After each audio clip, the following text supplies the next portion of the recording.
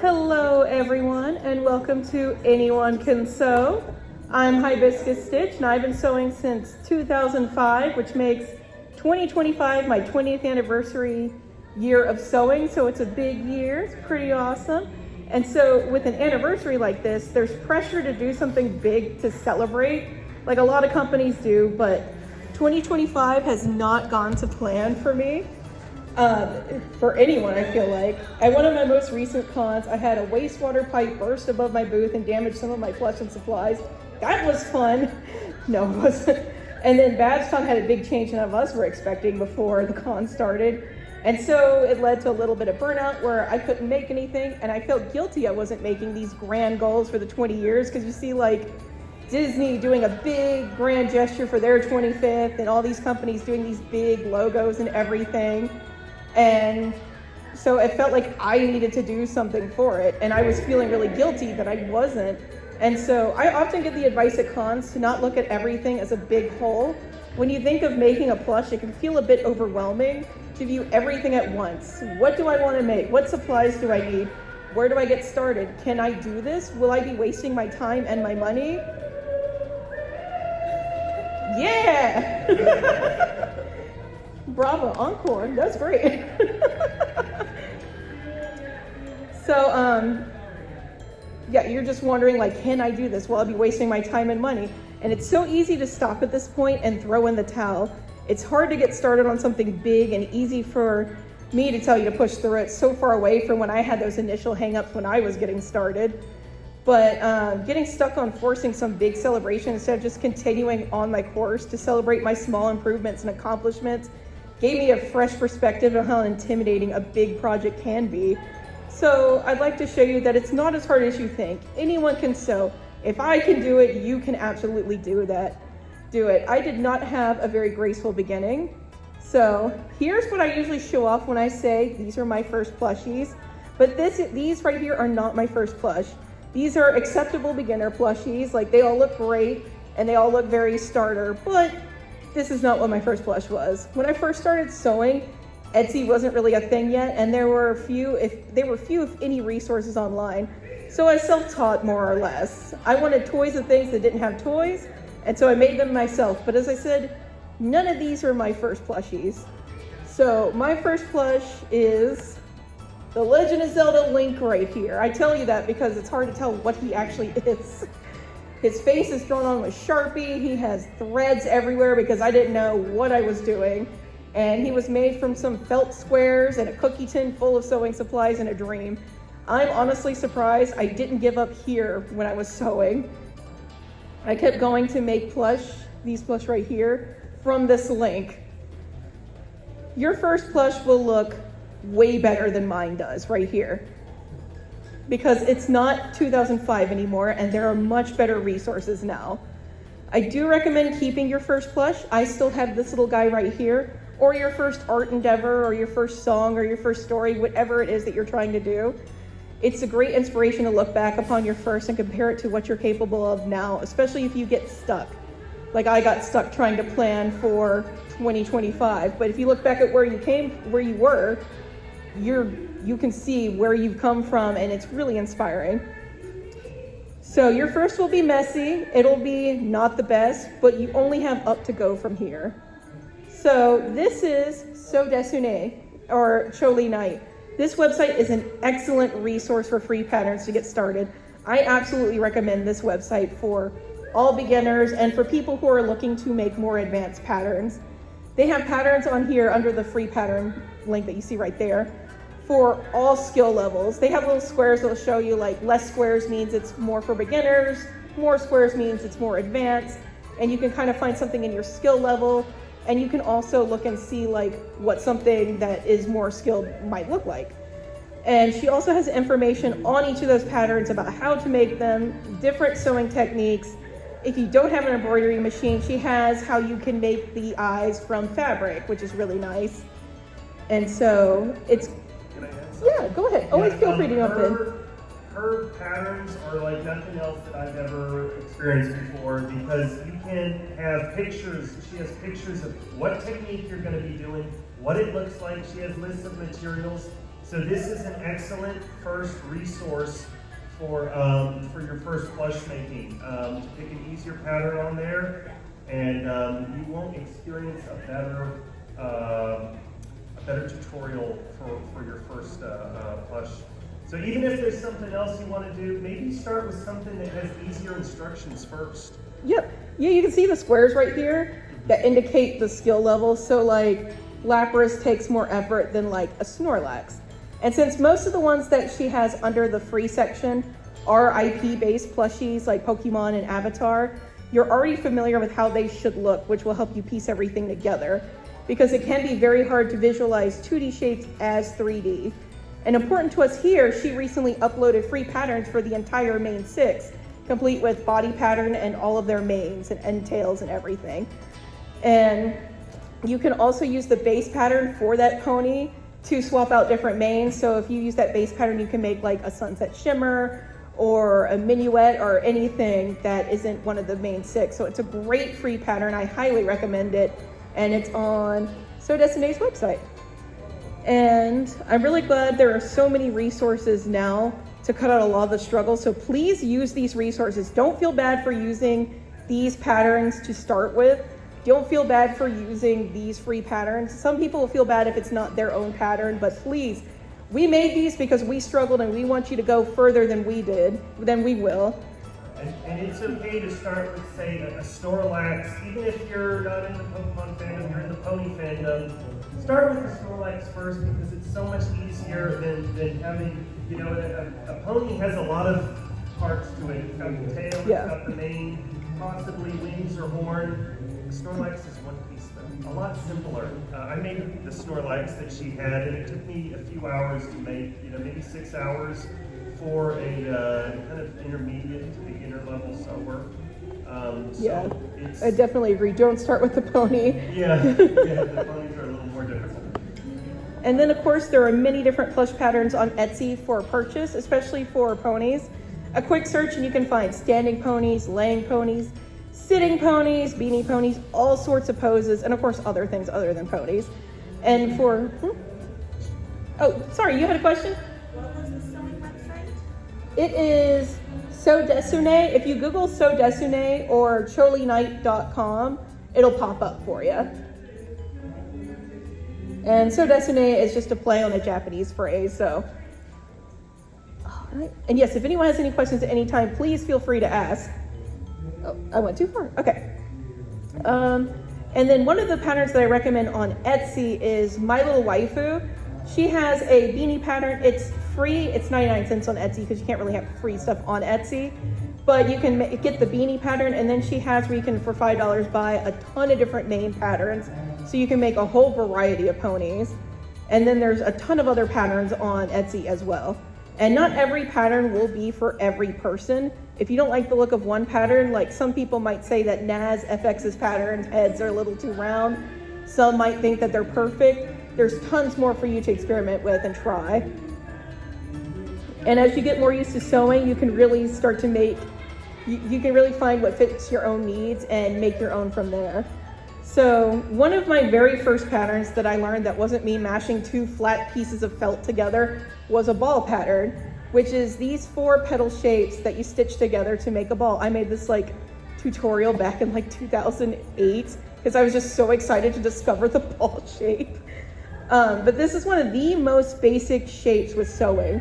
If you can do a ball, you can do so many other things because it helps you visualize how the shapes fit together.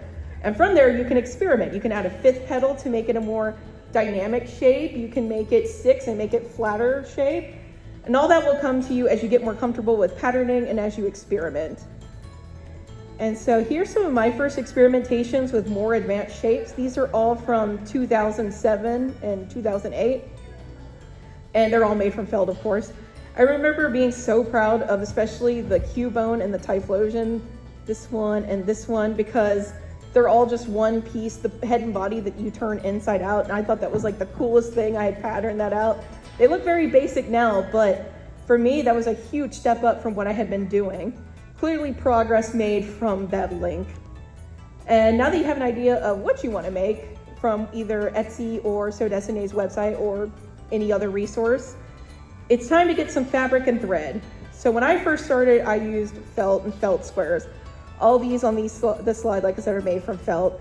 The felt squares were 25 cents, which was very affordable for someone who was in grade school and still getting an allowance. I don't recommend felt as your first sewing material though. No shame if it is, of course, but it definitely rips easier and it's not very soft, it's not very good quality. What I actually recommend is fleece. So while I recommend fleece as a starter material, because it's a good quality and you won't run into the material tearing like the felt, it's not as easy as it used to be a year ago because Joann's is closed. So it left a huge hole in where you can get fleece. The stores nearest to you that will carry fabric other than whatever local mom and pop shop you have will generally be Hobby Lobby and Walmart. That is pretty much the only options. I know Hobby Lobby is a bit controversial to mention, but with the closure of Joann, Hancock, AC Moore, Ben Franklin, Fabric.com, and so many other crafty places, this is sometimes the only place that someone may have near them. Some Michaels do have fabric, but the amount that they do is usually limited to larger cities, and it's generally only cotton fabric, which are not good for plushies at all. I've heard Michaels might start stepping up the amount of fabric they have though and try to fill the gap from Joann. So we'll see on that. Yeah, they've been experimenting. Mostly it's in like the bigger cities, of course, but they own the rights to sell Shin and Minky in the store. So like fingers crossed, please. Walmart also has, like I said, Walmart has fleece. It's a poorer quality, but it does the job. Hobby Lobby's fleece tends to be a little more better quality than the Walmart one. And of course, any of these supplies can also be purchased online. It's also pretty affordable and much cheaper than Minky's, so when you make mistakes, you don't feel like you've wasted that much money or that many materials. And making mistakes is one of the best ways to learn. Nothing beats some good old-fashioned trial and error. Some people even stick with fleece over other materials as their fabric of choice, such as the make or fleece friendship, and that is perfectly fine.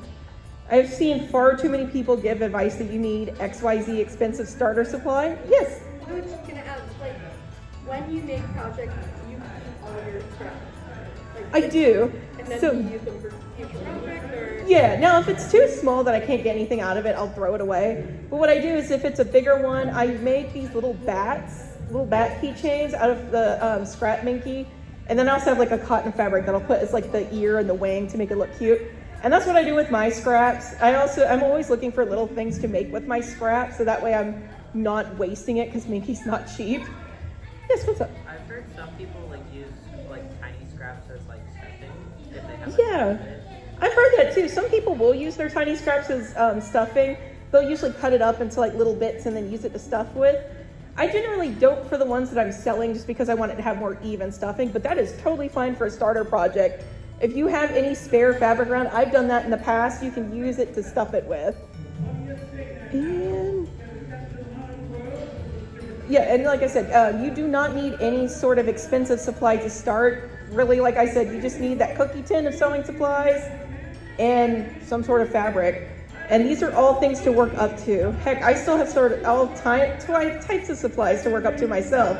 And especially if you don't know if this is something that you'll stick with. By all means, if you want to start with Minky, go for it, but there's no shame in practicing with much more affordable materials or what you have laying around.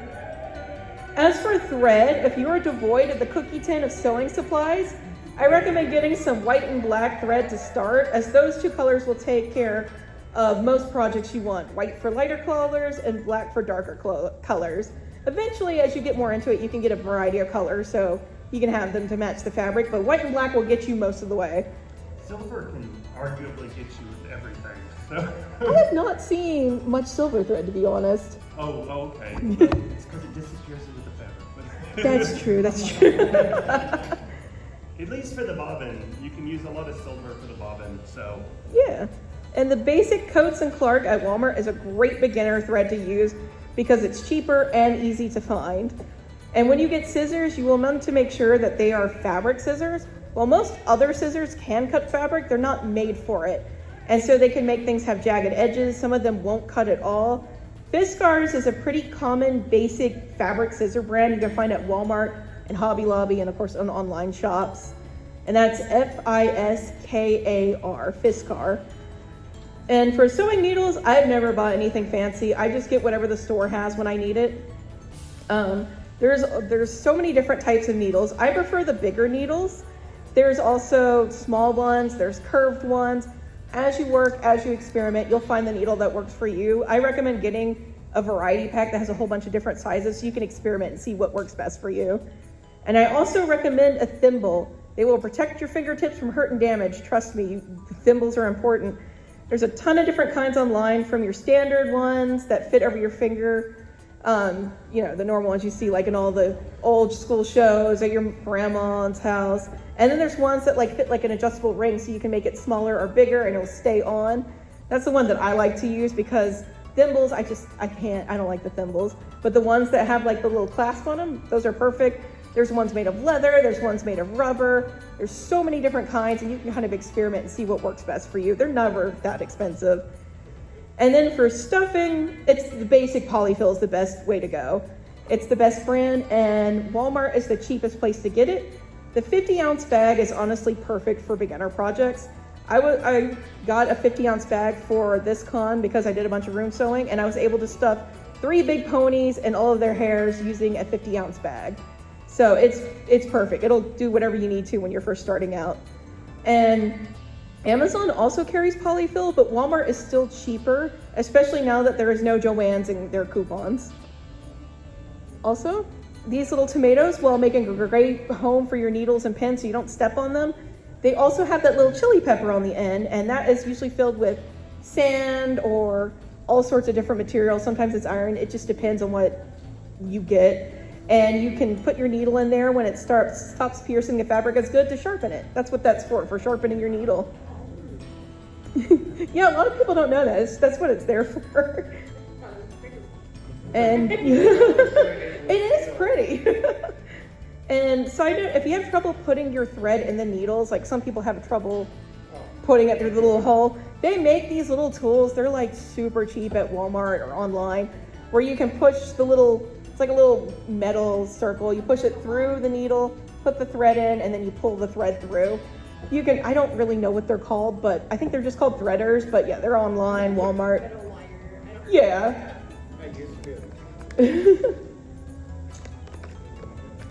Now, when I first started sewing, I did only hand sewing for years. The majority of my early plush and even some of my middle ones were made this way. And there's no shame in sticking to hand sewing because a lot of people are intimidated by machine sewing. I was too. So this is my sewing machine. This is where I make all the plushies. It's gotten more stickers since this picture. I need to update this picture. I had a fancier one before this, but it broke right before a con and I needed a fast replacement. So I rushed to the store and picked this up. It was $80 at Walmart 5 or 6 years ago. And I checked and it's like $88 at Walmart. So it's not gone up very much in that time. And it's a perfect machine for beginners. It's got a lot of different options on the little wheel here. It'll do everything you need it to do. It has an easy load bobbin, which is great because heck, when I started, those things were not easy to load, and that was the most intimidating thing about the sewing machine. And it's just a nice, solid, good machine. I absolutely recommend, you can't see because I have a sticker there, but it's a Brother brand, and I absolutely recommend them. Brother is a great brand. Let's see. What's this one called? The name of it? It's a Brother. I don't know what type it is, though. It's just whatever the $88 one is. Usually it's a fun, fancy color at Walmart. But yeah, and I checked in the Singer machines that are of a comparable price at Walmart. They're just not as good. They're definitely not. So this one is definitely one of the better beginner machines you can get from the store. Of course, you can buy secondhand. Did you have a question? Oh, do you recommend the Singer machine? Singers are totally fine, but the Singer machines that are at the same price point are not as good. They're usually smaller, they don't work as well, they're not as sturdy. So I definitely don't recommend a beginner Singer machine the same way I would a Brother. Now, as you start buying like bigger machines and fancier machines, Singer brand is perfectly fine. But for your beginner machine, Brother is honestly the best one that I've experienced. And so, sewing machines are also great because they keep their stitches exactly even. So when you're hand sewing, sometimes you'll have stitches further apart, closer apart, because you're human and we just do imperfect things. But with this, it keeps the stitches nice, exact, even the whole way through. And they give you a lot more options to play with because they speed up your sewing, which is really helpful if you're looking to make bigger plushies. But with the sewing machine does come a lot of additional things to keep in mind. For example, you will need to consider seam allowance. So here is a Sew Desune pattern. It is the Shiba Cube plushie. And she has right here a perfect little guide to show you the solid line is where you're going to cut out the pattern piece. And then the dotted stitch line is where they assume that the machine is going to sew in, because you can't sew it exactly at the edge. Like when you hand sew, you want it to go in a little bit, because if you're sewing right at the edge, it's often going to slip out of the needle. So you want to go in a little bit. And so most patterns you buy online or get for free will take that seam allowance into consideration. The less seam allowance that you give yourself, the greater chance that when you flip your plushie inside out and stuff it, it's going to have a small hole where your needle might have slipped out and didn't connect the points. So at that point, what you're going to have to do is flip it back inside out and sew it again. Or even if it's just a very small hole, maybe you can ladder stitch it and sew shut. Sometimes you can hand sew shut, right? Oh yeah, you can hand sew it shut, but you're going to make a lot of extra work on yourself. Yes. For sure. It's something to keep in mind with, and as you get more practice, then you won't have that problem anymore. Yeah. But it happens sometimes. You'll flip it inside out and you realize, oh my gosh, there's a small hole in it. So. What does nap mean? Oh, the nap of the fabric. So it's like, okay, when you pet the fabric this way, you can see it's like nice and smooth. But if you pet it this way, you can see it like makes uneven little holes and stuff. Not holes, but let's see. Yeah, like right there. The color becomes uneven and weird. It's kind of like when you pet a cat one way, it's happy. You pet it the other way, it's mad. That's what the nap means. So you just, when you're making a plush with minky or fur or anything that has a nap to it, you want to be aware of like what direction it's going to be, which we'll go more into in a moment. Actually right now. So now that we're comfortable with our supplies and doing stitches and know a little bit more about what we want, it's time for everyone's favorite plush fabric, minky. I started using minky a few years after I started using fleece. I towed into it as I could afford colors, and I love the professional look of minky. Most professional plush makers that you see will be using minky, and usually Shannon quality minky. Minky fabric is commonly used in baby blankets, and it's known for its softness. Being used for baby blankets is why minky is often found with the bumpy texture on it in stores. Side note, it is not worth your time or effort to iron out those bumps in the fabric. You technically can, but they will eventually come back in time due to the nature of the fabric, and it's just not worth it. It is just a pain. You were wasting your time doing that. And so the pile is a fancy term for the nap of the fabric, like we were just talking about. So for minky, the nap of the fabric is 3 millimeters, so very small. Where in comparison, the pile of a fur is usually 1 to 3 inches, so nice and long. The pile is what makes minky so soft because it's so fine, it's so short like that. And with this pile, it becomes really important to familiarize yourself with how the pile lays on the fabric. So like that pattern said, it was telling you the direction of the nap. So you want where it's being petted nice and soft to be this way if you're doing the pattern. So that way everything like is nice and petted and you see it all together, because if you have one piece that's like this way, it sometimes makes that part of the fabric look like it's a different color. So as you experiment with it and work with it, you'll get more involved, like you'll get to know more about it. And also all the patterns will generally tell you which way you want the nap to be on them. And you will also notice that there is a stretch to the fabric. So if I stretch the minky this way, you can see it has a stretch to it. Where if I stretch it this way, it's not giving any at all. So stretch, no stretch. And so fleece also has a stretch, but it's not quite the same way as minky. For example, you can see how when it stretches when you pull it that way, and you stretch when it pulls the other way, and the stretch will affect how your plush looks when it is stuffed. So here are 2 king plushies that I experimented with the stretch on as I was like trying to figure out how I wanted it to go. So the one on this side is a more show accurate looking king. He's nice and tall, he looks great, where the one on the other side is the stretch. Okay, so the one on this side, the stretch is going the tall way, so he's a little bit taller, where the other one that looks a lot chunkier, the stretch is going this way, so he's a little bit fatter. So you can see how the stretch of the fabric affects how the plush is going to look. So it's just something to keep in mind, to experiment with. There's no wrong answer for the stretch. Yes? Sorry, I'm not doing it. No, go for it. People ever use velvet? Like, is it a bad fabric or? It's not a bad fabric, it's just hard to work with. It sheds a lot. It's not as soft. Sometimes it can also irritate your skin. Like, I'm allergic to the sheddings from crushed pan. It irritates my skin. So there's people that do use it, but it's just not as forgiving as Minky is. So that's why a lot of people stick with Minky. But yeah, like if you want to make a velvet plush, totally go for it. There's no right answer for the fabric. I wanted to add one thing. It's important also to consider what kind of material that the instructions are calling for the Yes. plush. Most plush patterns are going for Minky.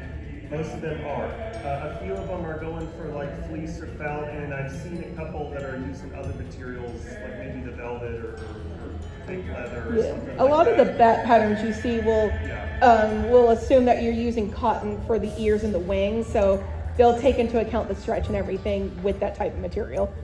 Is the fabric spelled M-I-N-K-Y? Yep, it is. Okay, Mickey fabric. Yeah. Is that a brand name or is that a type of? It's a type of fabric. Shannon is a brand name of Minky that people like, but Minky is just a type. Sorry, what was that? Is that like velour? Yeah, it's like velour, pan, velvet, yeah. Never heard of it. And what was yours? Yeah, I was just kind of wondering about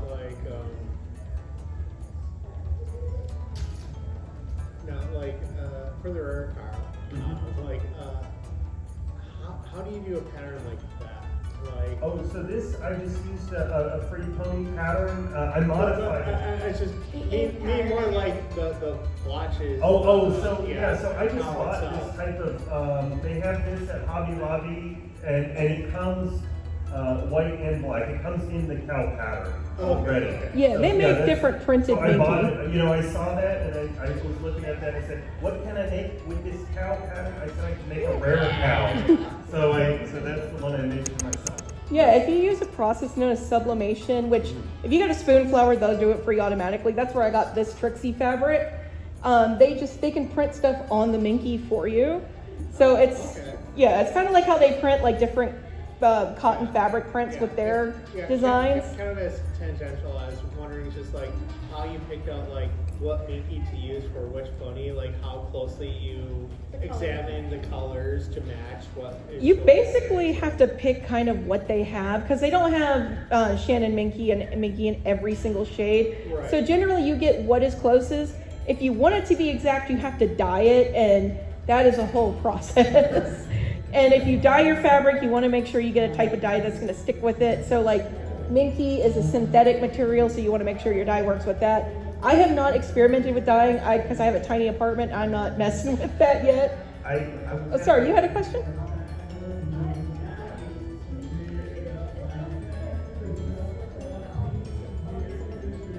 Yeah.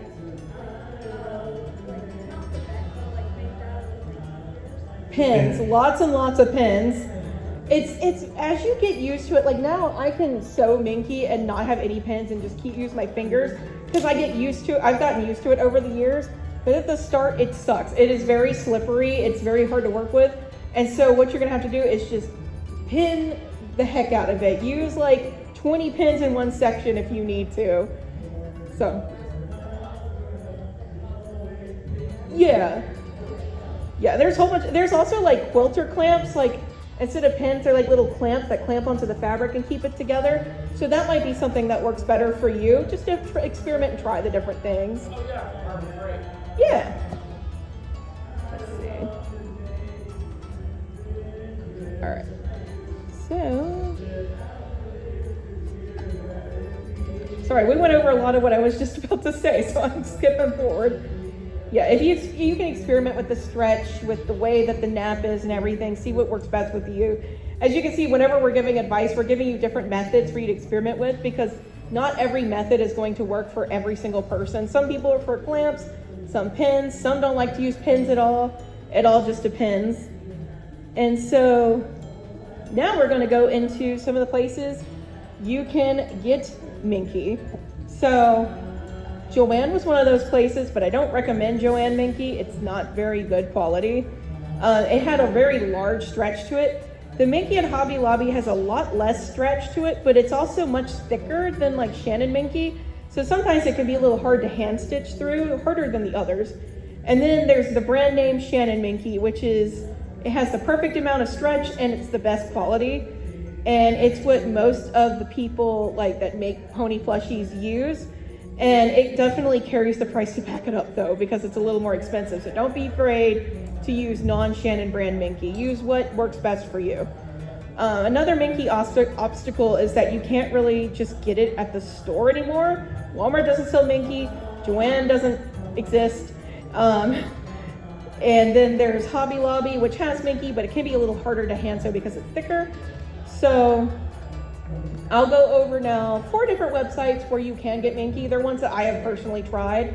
So Big Z is the most affordable place for Minky. It's not Shannon quality, but it is close enough. The stretch is a lot greater than Shannon Minky, but it's perfectly soft and it will do the job. It's also, you can't beat that price, especially as a beginner. They often have it on sale for like $8 to $6, so you can't beat that. It's also pretty fast shipping. Whenever I buy from Big Z, it tends to arrive pretty fast. And fabric is a textile, and textiles are not really produced in America anymore. So any prices that you see are subject to change. So just bear that in mind. What price you see today might not be the price it is tomorrow. So, and then there's How Fabric, which is another great place to get Minky. I tried theirs once, and I don't remember if it's Shannon. I think it's a comparable brand. I don't think it's Shannon exactly. And they also have a lot of fur. That's where fursuit makers get their fur, generally from How Fabric. Big Z also has fur, but it's not as good quality as How. How Fabric is a small business ran by just a few people. And so the processing time can be a lot longer. So for me, when I need to have a fast turnaround time with projects, it just doesn't work for me because the shipping time can take a lot longer. But if you need fur with your Minky, it's a great place to go. And they are great quality and they're a great business. I just keep in mind, it takes a little time to get there. Yeah, what's up? Is that How Fabrics? Okay, good. Okay, awesome. Very cute. Yeah, I haven't experimented too much with How, so that's awesome. Yes, what's up? Do you have a rule of thumb for yourself to kind of gauge how much fabric you need for something? Like, because circumstances you end up with too little or you accidentally come Yeah. out too much. So most stores will like, if you get like a half yard, online stores anyway, if you get a half yard, it is not like exactly half the price of a yard. It's usually like a little more. So if the yard is like $16, it might be $10 for a half yard. So generally I always get a yard because then I have plenty of like wiggle room. And then when I'm done, I can save that yard for other projects. Although since I'm like a vendor who sells plushies for a living, I usually get like 2, 3, 4 yards at a time. But for most people, I recommend just getting a yard just because it's the most price-wise economical. A lot of the times the instructions will tell you about how much fabric you'll need, if you'll need a yard or something. I always get a little extra because I make Yes. a lot of mistakes. I forget to reverse, cut out 2 right sides of the pony. Oh my gosh, And then yes. I'll put them, I said, oh, I forgot to flip it. You have to flip it and cut out the mirror image, right? So I've made that mistake more times than I'm here to admit. So I have I so did a many little sides. extra. Yeah, where I've cut the same side out by mistake instead of mirroring it. And then I just have like them set aside for whenever I need to cycle back around to that color. Yeah. I was kind of wondering about that, like what you do with your mistakes or your extras. Half the time I keep them in case I need another project. Other times I just like upcycle them into other projects. So would the correct way to be cut it in half and stack it? So then they would mirror the right way? So what you do is you want to cut it, what you can do if you're drawing the pattern pieces on your fabric, so you would turn it this side and then put it on there and use like a fabric marker. You would want to draw like the pattern one way and then you flip it and draw it the other way. Or you can draw it on there, cut that out, and then pin that one to the other, and then cut that out so that way you have the mirror. It gives you, especially in Sodesine's patterns, they go over all of that in the instructions. So yeah, they'll give you tons of advice like that. Let's see. Oh, and then my favorite places, the two places where I buy the majority of my fabric is Cali Quilt Co. Yeah, it carries a lot of different minky. They're also a small business, so they often run out of different shades of minky. So keep checking back. They stock up pretty often. They also have free shipping on $100 or more, which when you're just starting out, you're probably not going to hit that $100, but I hit it like all the time. I wait until I need to get $100 to get the free shipping. Also, the people that work there are all super nice. One time I needed to get some fur for some long Furbies, so I decided to try out some of their fur that they have on their website. And unfortunately, they ran out of a few of the different yards that I had requested, and I wasn't 100% sure what they actually had in stock. So I emailed, hey, can you tell me, and I sent them a picture of my long Furbies, like what fabric you think would work best for these? And they said, oh, we got you. And they showed me like 4 different yards. I'm like, okay, let's do that. And it was the best. It was the best fabric to use for those things. So they have great customer service. And they use USPS priority shipping, so the orders often arrive pretty fast. I ordered 2 yards of lilac from them just the other day, and it arrived like the next day or the day after. It was super fast. It was crazy. I was very impressed. And then the other store that I use, because usually what one store is out of, the other store has, is Missouri Star Quilt Co. And that's what a lot of makers in the community use as well. And they also have free shipping above a certain amount. I forget what that amount is, but they do have free shipping over a certain amount. And it's also Cali Quilt Co. and Missouri Star Quilt Co. both have Shannon quality minky. And they also have Amazon shipping, so it's pretty fast too. Now, plush making in any art really is not always a visible linear progression. While every piece you do teaches you something and helps you to get better, not everything is going to look equally pretty along the way, especially as you try new shapes and subjects. You're not always going to continuously make something better and better and better. Your chart's going to be more like ups and downs. So here's some plush from the early 2010s that I made. I have this nice dragon-eyed Pokey doll, very cute little messenger bag. And then these pictures are small because they're old. And then there's this little pup, which is another Pokemon. It's terrible. That thing is awful. It was like this big and this squished and not great. And then for every horrible Trico with a too tall head, you'll have a nice cloud jumper. So it's as you try different shapes, different subjects, because all 4 of those are different shapes and different subjects. You can see you need to get better and better, especially as you try different things. So here are the first pony plush that I made.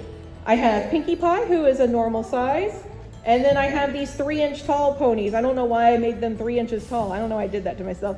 But those are the first 3 ponies I made. And Pinkie Pie is not the best, but for first try, she's not too bad. And then I made the Cadence, which looks pretty nice for second try.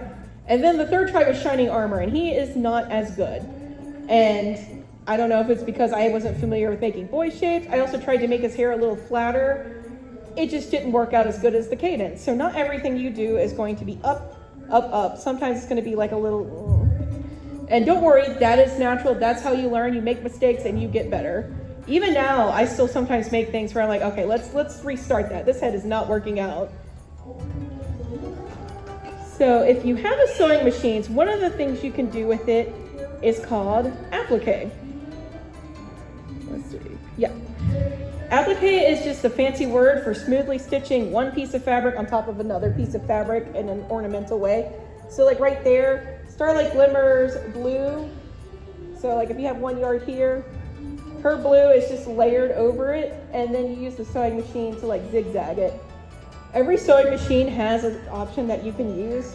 For mine, it's this one right here. For yours, it might be a different option. But definitely check your manual to be certain. It'll tell you all about the different stitches it can do. And this is a great way to make your seams look nice and even all the way along it, especially when ponies have like 2 different tone colors in their hair like that. All right, when I first started making eyes, like on the Pinkie Pie that I showed previously, I made them by sewing or gluing felt or another fabric on the plushies. So like you can see Pinky right here, it's just felt. Her eyes are felt. But then I moved on to using applique for the eyes. So you can see on the outside of each of these eyes, it's black. I used black because I was broke back then and black was easy to do. And it made it look it made it look toony and cute, so it worked out. But yeah, and then you can see on the little eel guy right here, his applique around his eye is the same color as it. And then of course now I use an embroidery machine. I use a different one now. I upgraded my embroidery machine since this image, but this is a Brother PE800. They don't make them anymore now. Brother PE900 is the new hotness. And so this is advanced tips time because embroidery machine is really not something to worry about as a beginner because they're expensive.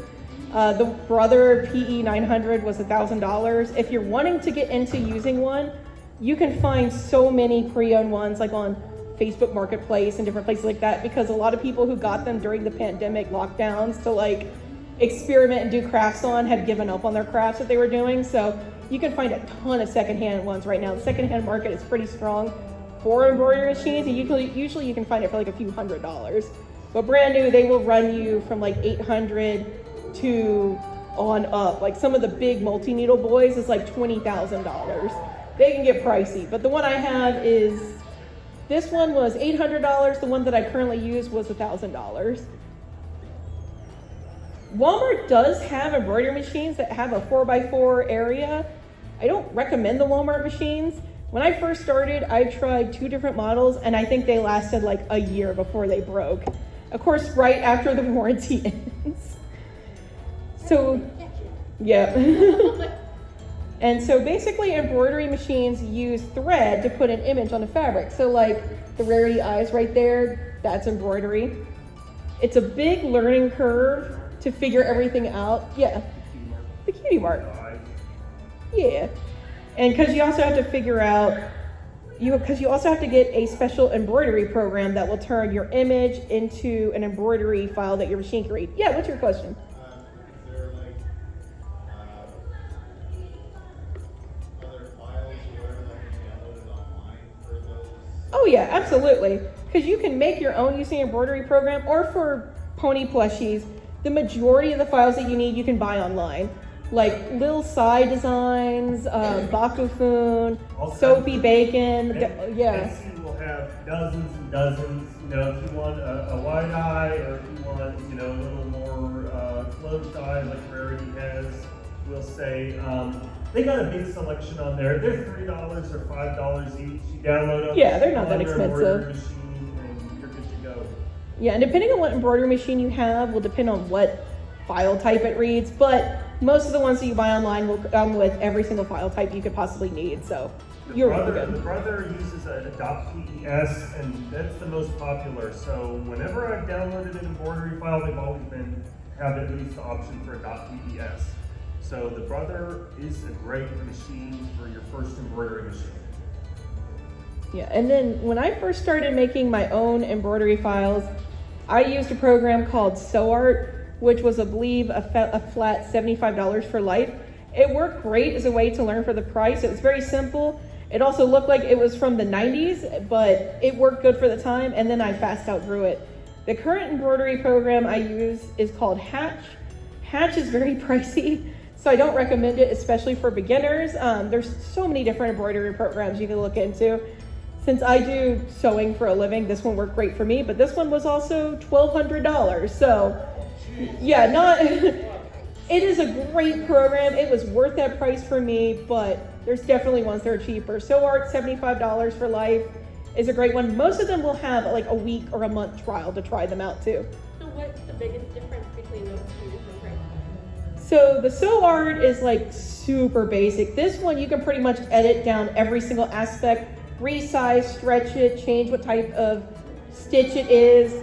SewArt is just very basic. It's all super basic. I don't know all the terms for the embroidery program stuff because I taught myself most of the stuff, so I don't really know all the terms, but this one has so much more. You can kind of see on the side, it's got like auto digitizing, editing, applique, creating layouts.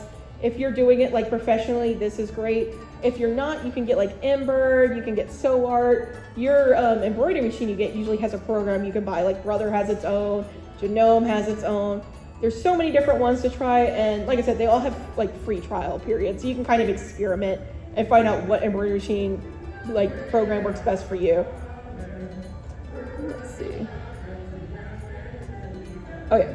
So yeah, like we were saying, you can also find a ton of files to buy online, so you don't have to worry about that. And one thing you can do, as you can see from the Shining Armor body here, what I do with my beanies is called in the hoop. These Pikmin are also in the hoop. And it's when you embroider, like the eyes are embroidered on, and then you can kind of see here, I have that line going all the way around the body. That is when you put one piece, like you have the fabric in there, embroider the cutie marks, and then you put another fabric on top of it and it embroiders around it. So it's basically doing the stitching for you. So it's a nice, easy way to make plushies on your sewing machine. So like these Pikmin right here are in the hoop plushies. All their bits were sewn in the hoop, and then I cut them out, stuffed them, and then stitched everything together. So it's a nice little shortcut. Let's see. And getting an embroidery machine was what gave me the confidence to do conventions, which is what I do for a living right now, among other artsy plushy thingies. I'd always wanted to try them, but I kept finding excuses why I couldn't, or why I shouldn't give it a try, or why I would fail. But getting an embroidery machine made a lot of those excuses no longer work for me, because I was able to make so much more stuff. And so now I've been doing cons for 10 years, and it's been an amazing journey. I started doing cons in 2015, so yeah. Oh, sorry, you had a question? No, I was just wondering, like, what made you decide to start doing the cons? Because, like, I don't know, for me, like, I love your plushies, and, you know, sorry, but, like... You're bud. No, I imagine, like, it was, like, a conscious decision to go in this career path. Oh, yeah. And I want to know more about how you came about that decision to... Yeah. Yeah. Back in 2012, I went to my first anime convention, and they had like an artist alley in the main area. And going to the convention, I wasn't really super interested in the panel, so I ended up just like talking to a lot of the different artists and finding out like what they did, and they were all super eager to chat with me, and it just seemed really cool. It was something I was like really interested in it. And then Sophie actually was the one in 2015 who told me that there was a local anime con near where we live that was accepting applications. And I was just like, well, here's my chance, I might as well. So I shot my shot, and then I got in. And so I went and tried it my first time. I was very nervous, but I gave it a try, and then I was addicted. It was so much fun. It was so awesome. And I really liked that type of thing, because since I was like born, I'd always wanted to own my little my own little shop. And this is pretty much me owning my own little shop. So it just worked out perfect. So yeah. And then this is my very first anime table, or very first convention table in 2015. And then this is an old table now. I need to change out the slide. This is from 2023. This is Cider Fest table. And so it's been quite a journey from there. Even there, these plushies look, I have improved so much since then. It's crazy to see, like, you'll see something you made, and then you'll see something you made now, and it's just like crazy to see. So one thing I do is I occasionally make the same plushie over again. So like this Acellus right here is 2019, 2020, 2022, and then 2023. So you can see how like the pattern evolved and how I tried different things. When I first started, I used a very chibi pattern because I was used to doing anime cons. And then I decided to start trying a more show accurate pattern, because when I was at HarmonyCon 2020, people told me that they didn't like the chibi plushies. They wanted to see more show accurate ones. So I'm like, okay, let's experiment with that. And so I've tried a whole bunch of different things, and it's worked out. And then here is the Sphinx. I have made a Sphinx every 2 years since 2019, the last BronyCon. And so that means this year I get to make a Sphinx. I already have the pattern cut out. It's going to be at Everfree. I'm so excited to make a Sphinx and see like how I've grown since then. But it's a common challenge, like especially at end of year time, you'll see people doing like draw this again, and they'll draw something that they made like last year again. And it's so inspiring to see like how you've grown, what new methods you've been trying, what you've learned. And so I will now close this out with this section out with this, one of my favorite comics right here. This is one of my favorite comics to send to people that are doubting themselves, that are like, I can't do it. So the guy's saying, my art sucks. How did you get so good? By drawing a lot. But I tried that and it didn't work. And he's got like a nice stack of art there. And then the other guy says, oh, well, keep trying. And he's got his mountain of stuff right there. And it's so true. Like, I recently got an email from Photo Bucket that's like, we're about to delete your Photo Bucket. And I forgot I even had one. And I went on there and I found hundreds of pictures of plushies that I forgot I even made. So it's true. Every like plush artist you see with plushies you like has that mountain of just failed projects and just things that have made them where they are now. Every artist, every musician, every storyteller, they all have that mountain behind them. So you're starting at the bottom. You have like your own journey to go through. And so don't compare yourself to someone else. Like where you're starting, you're gonna be there eventually. You will have your own mountain eventually. So keep going at it. And so before we move on from this section, does anyone have any questions or anything? Yes, what's up? Where should I start? You should start on Sodesune's website. And then once you find out what you want to make, go to the store, get some fabric, and then get going. How do I really focus? It is hard to focus. One thing that I do is I usually find like a video that's interesting but not too interesting that I won't like work on it, and so I just listen to it. Like Jenny Nicholson, Defunct Land. There's so many different like video essays that are great for like working to. Some people work best with music, some people work best with like white noise. And sometimes there's people that make videos where they're working on something, and so it's like you're working alongside someone, and that helps people too. So just try different things and see what helps you best like focus. If I can say something, I found that, so I'm up here because she wanted to bring someone who is a beginner, that's kind of going on to the intermediate level. Not because I'm good, but because you are I was good. A beginner that stuck with it and kept on practicing. Whatever it is that motivates you, there is Discord servers with plush makers. There are videos that you can watch. There are streams of plush makers you can watch. You could be collecting plushies and have a nice collection of plushies, which is super I important. collect plushies. Absolutely. So whatever it is that motivates you, maybe you want to look at those plushies and say, I want to make one that's half as good as that. And that will be whatever it is that drives you to keep on sewing. Yeah, and then one thing I'll say real quick before I answer more questions is if you go to Lil Shy FIM's page, he has a Pony Plush Discord server.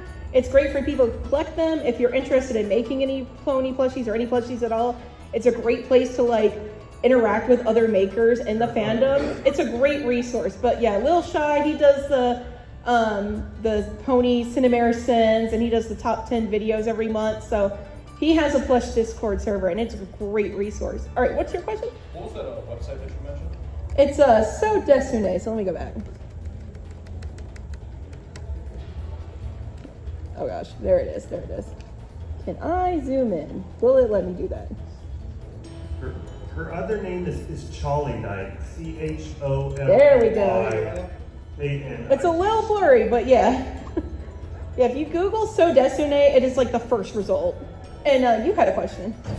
Two-part statement in question. For Joann's, even though they're going out of business, they're still doing a whole bunch of like selling their current stuff. Yeah. So if you go into their physical locations, they have a whole bunch of stuff marked down, including a bunch of sewing machines.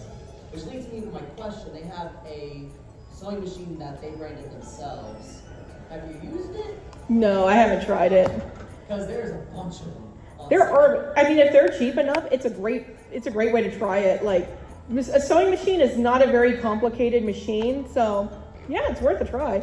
And then I saw your hand. Okay, what was your question? Yeah, go for it.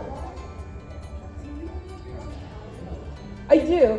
I have used a few patterns that aren't my own, and when I do, I make sure to credit them. But the majority of the patterns that I make are my own, just because I taught myself growing up because there were no resources, so it's what I'm used to doing.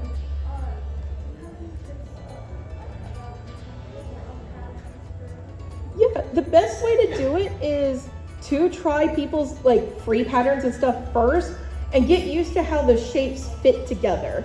And then as you make those, as you experience like, oh, if I do this shape, it'll come out looking like this, you can start making your own. So it's all just about experimenting. So like if you're like, I want this leg to be a little bigger, you can then like try going bigger and then see what it does. So it's a great way to experiment.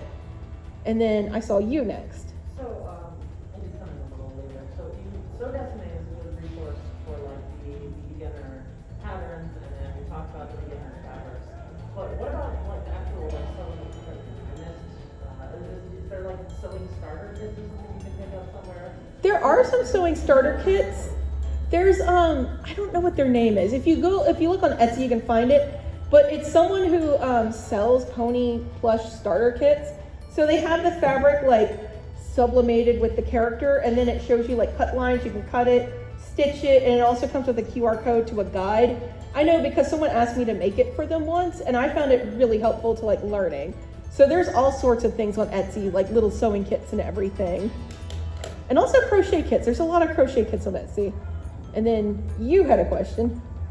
Yeah, so let's say hypothetically that I had some kind of starter kit. I was really excited to get into sewing. I have my first project. I've gotten like halfway through it, and it looks like a pile of garbage. And I'm just getting fed up with it. I get frustrated. And I feel like this is a really common feeling. How would you persist through this instead of just setting it? So we have a term for it. It's called trust the process. Every plush has that stage in the middle where it looks like garbage. It looks awful. You're like, what am I doing? This looks terrible. Half the time when I'm making something, I'm like, this sucks. This looks bad.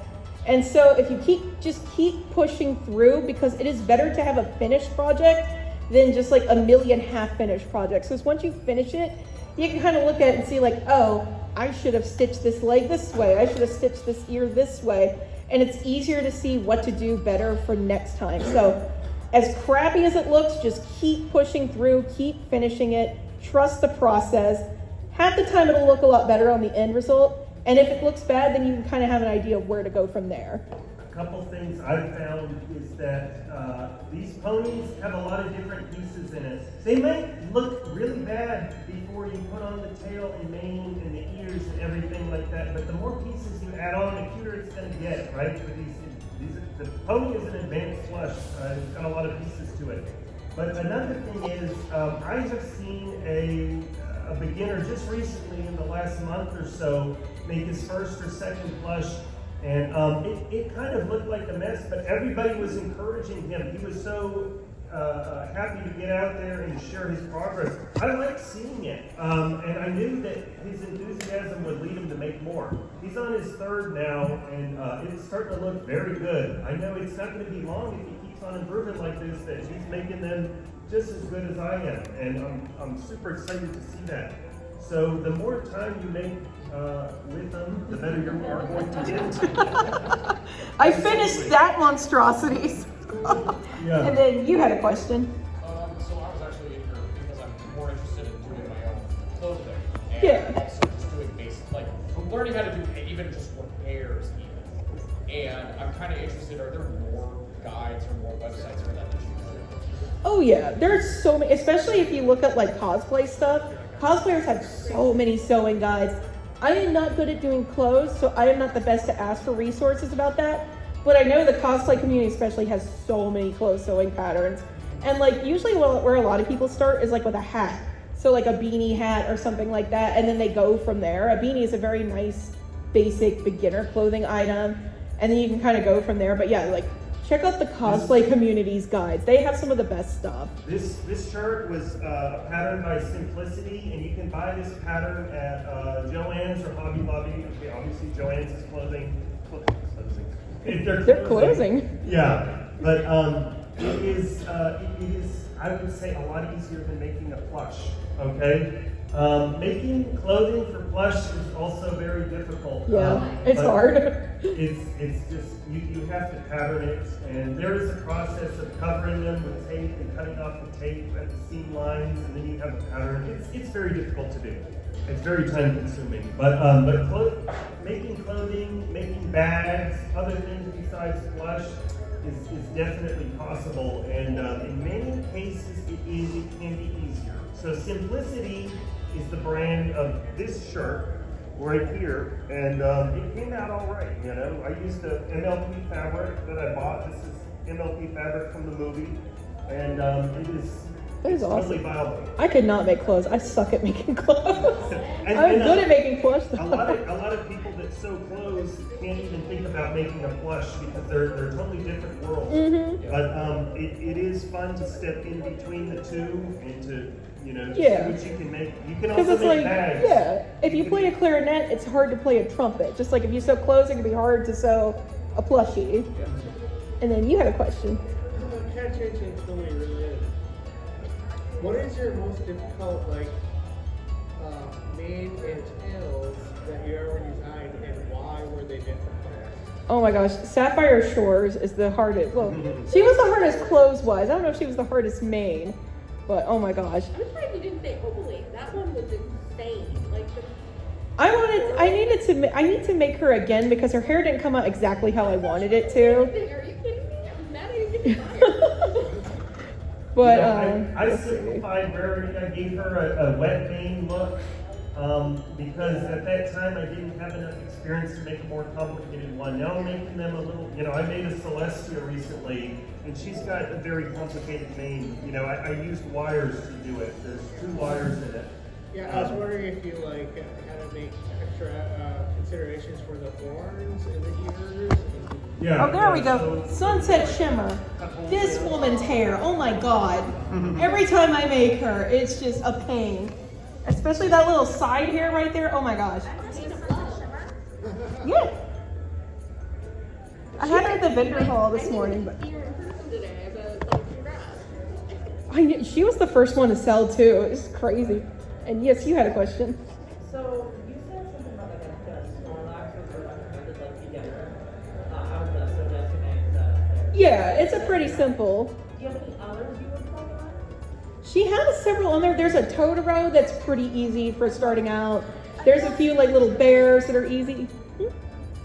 Yeah, there's several others on there. I forget all that she has, but like you can see with the little squares how advanced something is.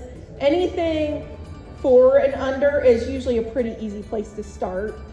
So those are the best ones. Totoro, I made a Snorlax. teddy bear from her, and I made a Snorlax, and I think they took about like 6 to 4 hours, maybe 6 hours with embroidery and everything. Yeah. You don't have to use embroidery; you can skip that. So if you don't have an embroidery machine, it's okay. Yes. Would you guys ever consider making the MLP pet? Like, Oh, the little pets? Yeah, I've actually made gummy. It's been a long time. I made gummy in the past. yeah, so cute. I love the gummy. I want to make Opal, Rarity's cat, but I'm always like, will anyone even want this? There you go. Well, maybe for Everfree, I can have just like a series of pets. That would be fun. Almost cider fest. You know what? There we go. Cider Fest. Oh, goodness. Yeah, but I've seen plush makers. Somebody just made a Fluttershy that had the angel bunny with it, and it's a great companion piece to the plush. So it really added a lot to it. I only brought it up in our roommates from the Czech Republic, and he was dropping the Fluttershy. Oh, And he was yeah. talking about the challenge of carrying, like, the little bunny. Yeah. He's like, there's no right way to carry this plushie. I'm like, I don't know. You just grab it by the ears. All right, and I'm sorry I didn't go to your thing, but we were having such a good time talking. The panel, we actually ran over time, so any last questions before we wrap up? Yes. This is not really, wouldn't really apply to most of us sitting here, but do you ever run into any sort of copyright? Anybody ever come to you and say, oh, that's a copyright infringement, you can't do that? Have you ever had Only once. It happened once. I wasn't even selling it. I made a creeper. This was like before there were any Minecraft toys or anything. And it was like right when Jinx originally got the copyright to start making those toys. They just went through like DeviantArt everywhere and just told everyone to take down their stuff. And so back then I took it down because I didn't want to get in trouble. So basically what they do is they'll send you a letter saying like, hey, stop that. And then you just stop that and that's it. at a convention, they want you here. So Yeah, they want us here. shouldn't run into that, but I was just curious if that's ever happened. Dude, It's like questionable, but most of them just like kind of turn a blind eye to it because it's like free advertising for them. It brings people to the convention, gets them excited about the property. Hasbro will often drop news about pony stuff while a con is going on. So like, it's not exactly because of the bronies, but it's not like the first G5 trailer dropped day 0 of Everfree, which was great. And then this con, they dropped the news that the Caillou cards are coming to America, which are like these Chinese collectible card games, have really pretty art on them. They're coming to America. And then they had one of the other cons, it was HarmonyCon 2022. They dropped news of Tell Your Tale was going to be a series. So they know we're here. And they won't like say outright you can do it, but they're not going to tell us to stop because we give them money. So I will say one thing is read the directions, or if you're buying a pattern, read instructions and see what it says. If you're going to plan on making it for your personal use, it's always okay. If you're planning on selling it online, then see what it says. My little waifu, for instance, she asks that people pay a fee of $5 or $10 to her thing if you're going to be selling it. So I've sold 3 of her plushes before. So I spent a $5 or $10 fee for a licensing fee that's for up to 3 plushies. That's like 3D patterns. Like if you can pay a licensing fee, or you just get it yourself. Yeah. Yeah. It was just her like Patreon or something like that. Yeah. And I sold 3, and they turned out great.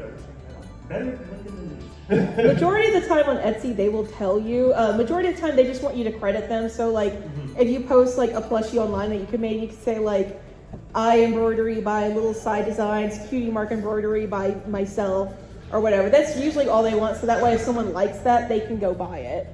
But yeah, most of them will say in the Etsy description. And then if it's like a company, just if they send you a cease and desist, just listen to it. Like Hasbro. Yeah, Hasbro won't, but if they ever did, you just stop. Yeah. And did you have a question? Yeah, well, going back to the Etsy thing, I actually bought one like last week. Plush Parlor. Yeah. That's the one that I bought. It was a small beanie. Yeah. It comes in all these little pieces. Yeah, that's a good pattern. But yeah, no, like if in the description, if it's like for personal use, none of them care. But if you're gonna sell it or post it or share it, they usually say like, hey, just mention my name in the description, or like if you tweet a picture of it and you forget, you can just add a subtweet that says like patterned by Plush Parlor, and that's pretty much it. Everyone in the community is super nice. But yeah, all right, and I think we are way over time, but I don't think anyone else is really coming in here, so yeah, I hope you guys had a great time and enjoyed the panel.